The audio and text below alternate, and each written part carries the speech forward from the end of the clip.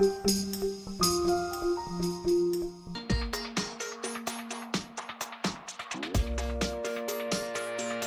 हाँ, इतना बड़ा पहले कभी नहीं सोचा गया। ये हर हिंदुस्तानी के सपने को साकार करने जैसा है। ये हमारे नौजवानों को उनका हक और रोजगार देने की सीढ़ी है। दिल्ली के पास दादरी से मुंबई तक बनेगा एक डेडिकेटेड इंडस्ट्रियल कॉरिडोर।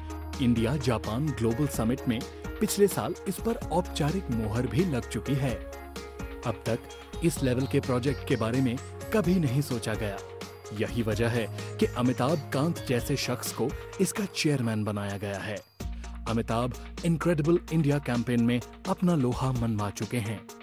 अमिताभ भी मानते हैं कि निवेश और ग्रोथ के लिहाज से ये प्रोजेक्ट बेहद अहम है। अगले 20 वर्षों के अंदर करीब 350 मिलियन लोग अर्बन सिटीज में आएंगे। चाहे हम करोड़ लोग, चाहे हम चाहें या ना चाहें, ये होगा।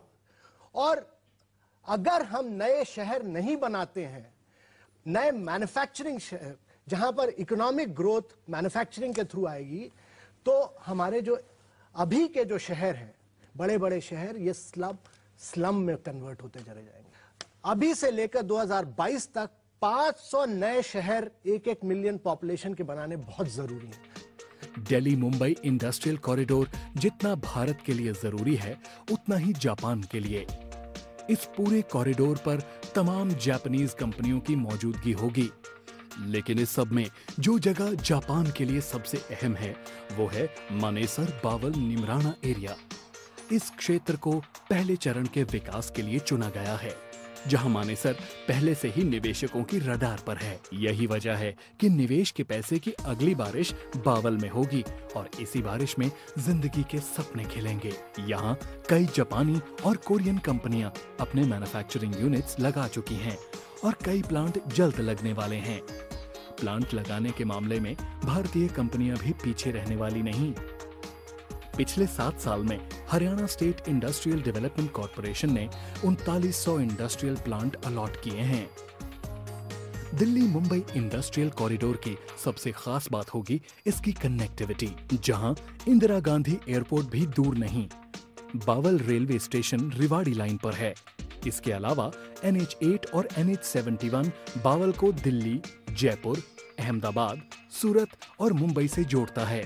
मीडिया ने भी बावल की इस ताकत को पहचाना और दिल्ली मुंबई इंडस्ट्रियल कॉरिडोर की सच्ची तस्वीर पेश की। दिल्ली मुंबई इंडस्ट्रियल कॉरिडोर ये इस समय देश का सबसे बड़ा इंफ्रास्ट्रक्चर प्रोजेक्ट है और इसके पहले फेज में, सिर्फ पहले फेज में, इसमें कोई $100 बिलियन का इन्वेस्टमेंट होगा और जापान की मदद से बनाया जा रहा है, जिसमें कि $10 बिलियन जो है वो जापान इसमें दे रहा है।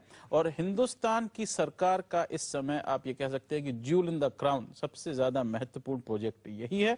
और इस पर अगर हम नजर डालें तो इससे मुंबई और दिल्ली के बीच में जितने भी शहर पड़ते हैं उनकी तस्वीर बदल सकती है। Delhi Mumbai national corridor project की पटरी पर लाने के लिए सरकार 40,500 करोड़ रुपए का फंड बनाने की तैयारी कर रही है।